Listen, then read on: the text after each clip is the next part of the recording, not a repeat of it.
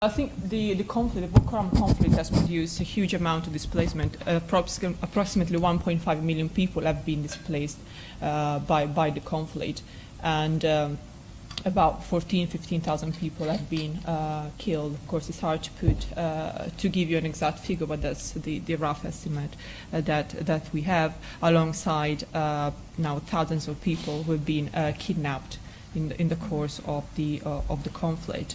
Finding solutions, of course, that's the hard part. And as Boko Haram is involved in attacks in Chad, in Niger, and Cameroon, it has become more and more clear that a regional approach is needed to counter Boko Haram. Of course, some of these regional initiatives have already been implemented with some success, I would say, particularly thanks to the involvement of the Cameroonian and Chadian forces that have been able to stop the advance of Boko Haram in their territories.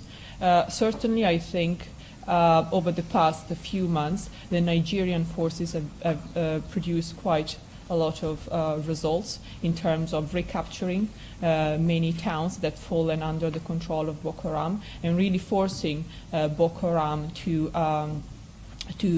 hide in the Sambisa forest.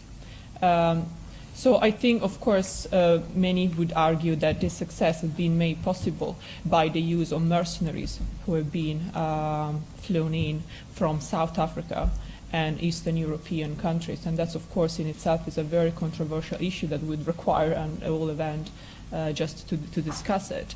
How sustainable that is, I'm not entirely sure. Whether when President Buhari takes office at the end of the month, I'm not sure whether he would like to keep these to keep the mercenaries in place. Certainly now Boko Haram's capabilities have been much reduced compared to what they were last year, but certainly Boko Haram is not a spent force, and it requires that the military forces keep on putting pressure on Boko Haram. However, I would say that an exclusively military solution is not the one that is going to bring long-lasting peace and stability to Nigeria, to northern Nigeria. And I think that unless programs aimed at economic rejuvenation of the Northeast, programs aimed at improving the educational system and increasing political participation of the Northeast at the federal level, I think lots of the grievances that currently fuel the insurgency and that make it easier for Boko Haram to recruit members will still be there.